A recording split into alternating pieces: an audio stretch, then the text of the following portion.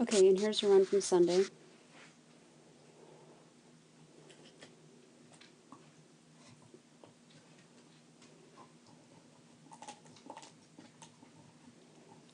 See, now this is the sniffiest I've seen him. The other two runs, I don't think he was as sniffy.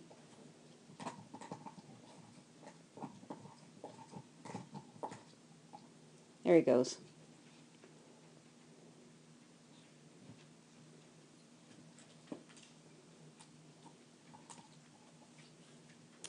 Yeah, I don't know exactly. There's no super easy, obvious, clear-cut answer, Candace. I'm sorry. If you think entering him in like time to beat and stuff and just doing a few obstacles and running out, if you think that helped, then try that.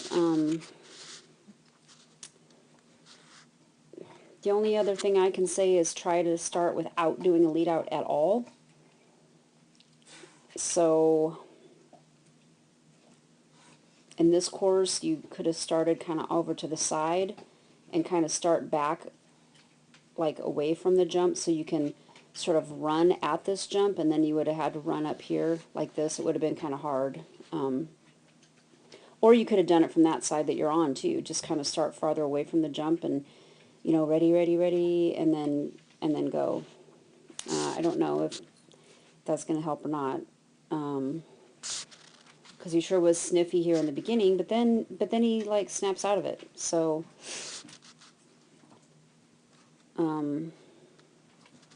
now what I can say is it might be really hard for you to think on the fly, because this doesn't happen all the time. But like if you're slowing down and stopped and waiting, try to do a front cross and get that out of the way so you're still moving, and so you're not, you know, kind of stuck standing there, because at least the motion of the front cross is something. And then if you did the front cross, then you could come past the plane of this jump, which might help a little bit, but I think he's just sniffy and not totally paying attention, and so I'm not sure how much that would help. But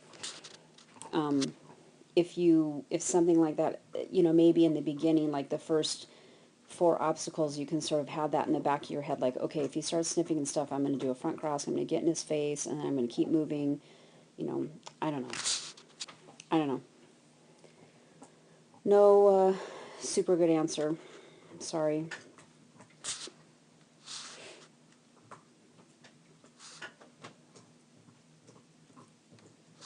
Alright, so now we got him moving again. Okay, so here you do the quick arm. It's almost like you're not even putting the arm up. It's like barely.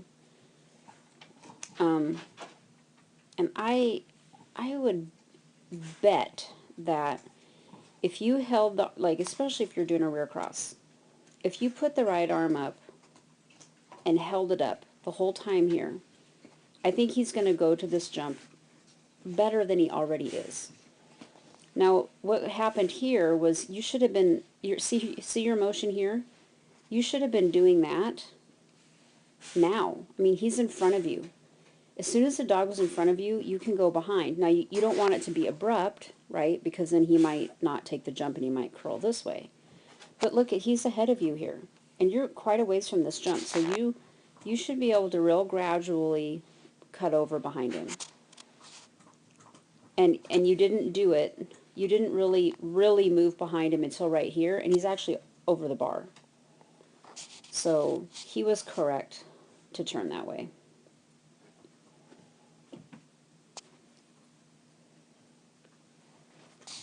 And I see you do this sort of thing a lot too. We've talked about this a lot, I know. But see how he's jumping right into you?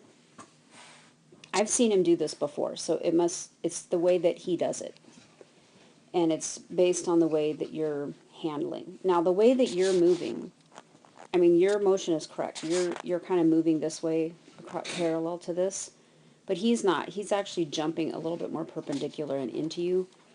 So if this is, if your plan is to like do a rear cross here, like like you are, then I would have your path come out a little bit wider so you don't have the almost collision thing there.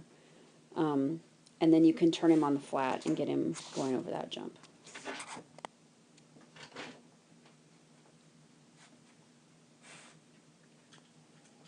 See, now you got your arm up. You would put your arm up for the spread jumps and you hold it up, but you don't do it for any other jumps. Okay, you get that front done. See how you throw it up and you bring it down, you throw it up again. That was really good. He drives ahead of you really nice. And here your motion's correct. You're going behind him a lot sooner. And he turns the right way. And again here, so this is the same thing kind of with the rear cross on the flat. Actually, in this particular case, I probably would have stayed on this side of the jump and done another rear cross here, just because I remember this line of these jumps. But if your plan is to run out like this, then I would probably give him a little bit more space and then recorrect yourself. Because he always is curling into you, okay? So he may go ahead and take the jump, but he's going to curl into you after he takes the jump. That's one thing that's really apparent to me this time, is he jumps, curls into you, jumps, curls into you. So you need to anticipate that. Here you need to anticipate it with your path. Maybe you go a little bit wider and then turn that way. And then on how I said on the other video is to have your arm up and ready. And here you could have put your outside arm up, which would help him to know to turn this way. Okay. I don't think he looks that bad, though. I mean, this run he was sniffy in the beginning. The other two, I thought he looked pretty good, like the whole run. So I hope after you watch him, you feel a little bit better about it.